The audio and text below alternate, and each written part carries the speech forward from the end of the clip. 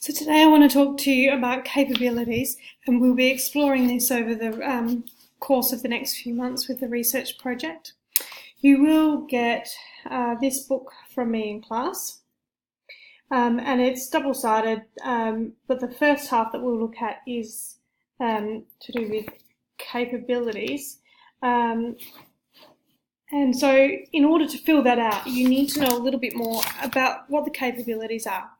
Now, you would have all been introduced to that through the PLP, and if not, in other subjects as well. And so you should be developing a fairly confident ability to discuss yourself in relation to the capabilities, and you've had opportunities to explore perhaps a number of times now in detail, or perhaps working through a range of those.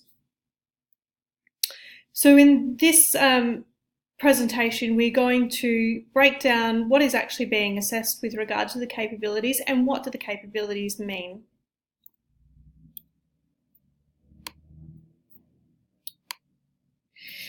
Okay, so criteria D4 is what we are assessing when it comes to the capabilities.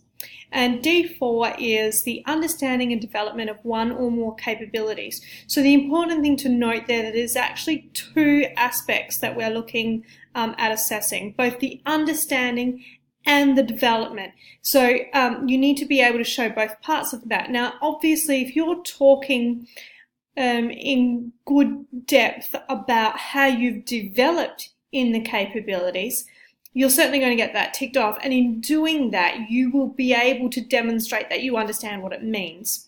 If you merely discuss what the capability means, you're not necessarily hitting that capability part. So if you specifically do focus on that development aspect, more than likely you will demonstrate an understanding of that capability through describing how you've developed it. How is it graded? Well, at a C grade, so what is absolutely required is that you show a satisfactory understanding and development of one or more capabilities. For those of you looking at that B range, you're looking to show an informed understanding and development of one or more of the capabilities. We will really encourage you to do two capabilities. It's going to give you that added safety net to ensure that you have demonstrated it at least satisfactorily. To be informed, though, you really are needing to make some very good connections about the capability and the research you're doing, and being able to make some fairly strong links there and showing a good level of understanding in order for it to be informed, as opposed to the satisfactory at the C level. Then if we look at the A level, you need to show a thorough and informed understanding and development of one or more capabilities.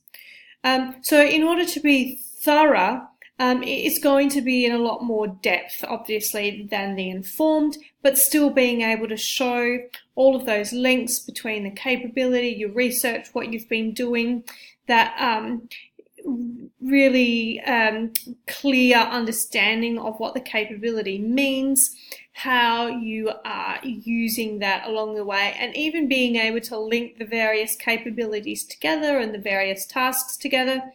Often when you get to that A band, I talk about it being a bit like a web, and it doesn't really matter which of the assessment criteria it is and in a number of different subjects. If you think of that spider web, at that B level, you're really able to hit lots of those pieces of information, and at the A band, you're really able to join those things together. Okay, so you're able to take a lot of the information that I give and make your own connections between those, and that really is the big difference between that A and B band.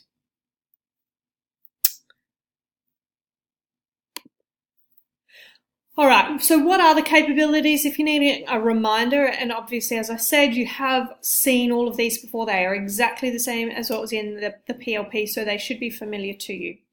We have literacy, numeracy, information communication technologies, critical and creative thinking, personal and social capability, ethical understanding, and intercultural understanding. So you should have a really good understanding of all of those already, and what you're looking to do is further develop one or two of those through the course of your research project. Now, if you really think about it, you will probably find examples where you are working on far more than just one or two. Right, so the following slides really break down each of the capabilities more specifically. So if we are looking at literacy within the research project, that might mean communicating with a range of people in a variety of contexts, asking questions, expressing opinions, taking different perspectives into account, using language with increasing awareness, clarity, accuracy, and suitability for a range of audiences, contexts, and purposes.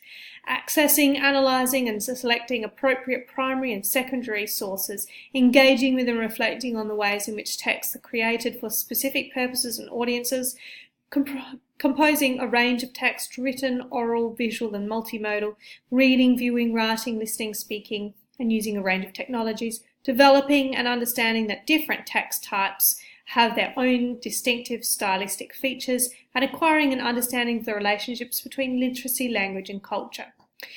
Now, you would have noticed in looking through those that every single one of you are doing the majority of those things. It is essential to all research, and so any of you could talk about literacy. Now, if literacy is already a strength for you, then clearly that's not what you are going to choose for this element, because for you, you're probably not developing your skills in this area as much as somebody else who perhaps hasn't used these particular text types before, or hasn't had a lot of practice with conducting interviews or surveys, or is perhaps learning a lot of these literacy skills and developing them in greater detail.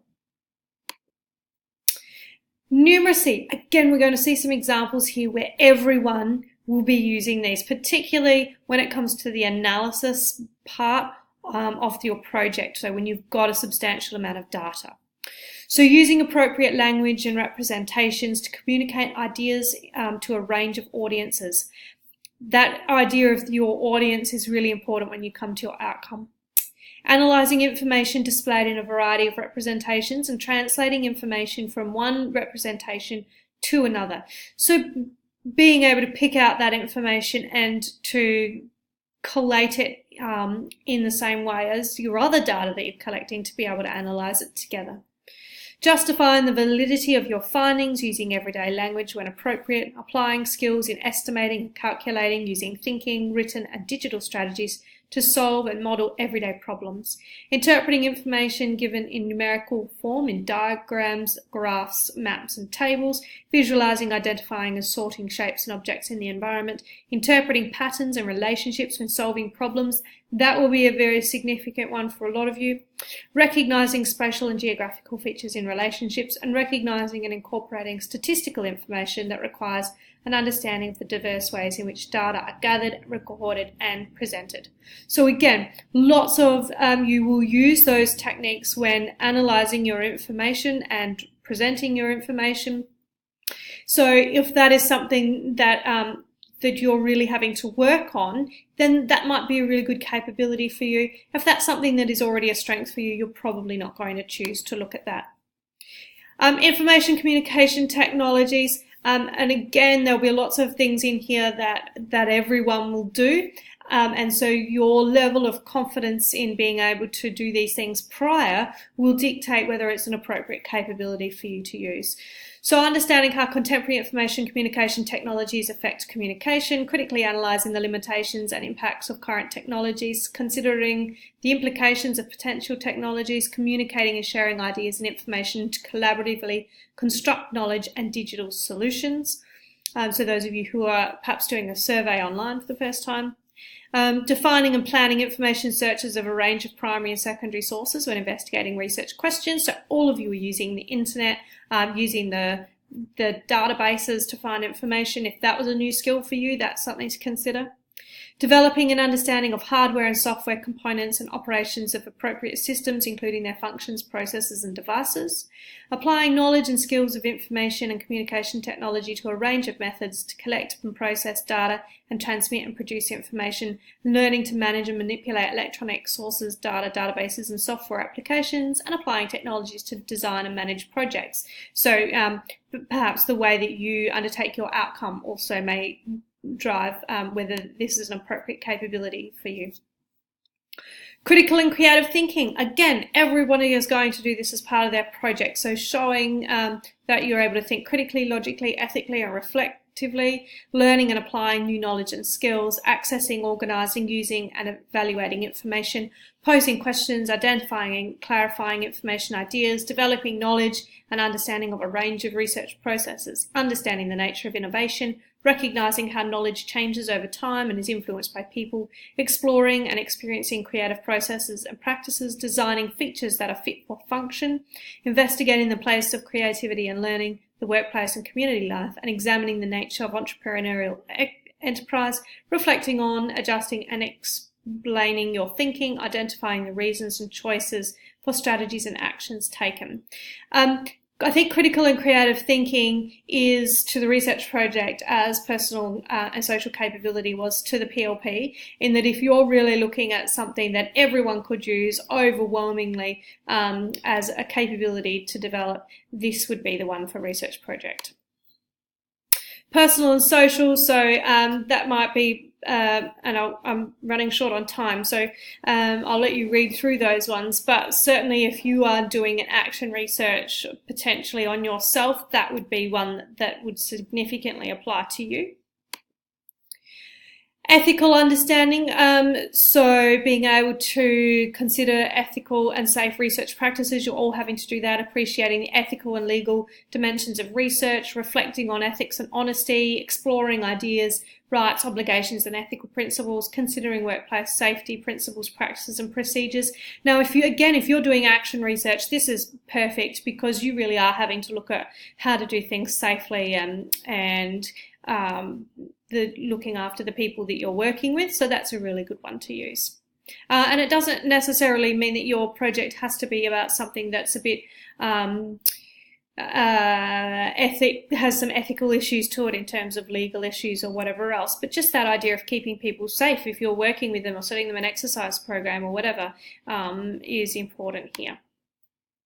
So intercultural understanding is identifying and observing characteristics of your own culture or others, recognizing that culture is dynamic, looking at diverse range of cultures. So that's going to be fairly specific range of people who will use that one. That's not necessarily one that will apply to everyone in their project, but if you are doing something that does have a cultural aspect to it, then that would be a really fantastic one to choose as well.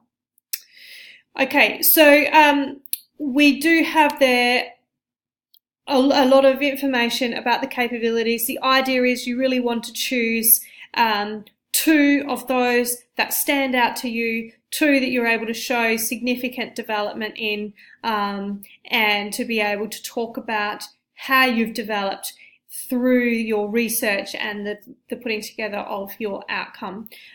So good luck with that. You'll use the book, as I said, to record your thinking over time, and use this PowerPoint to help to think of the sorts of things that you might reflect on in there. Good luck.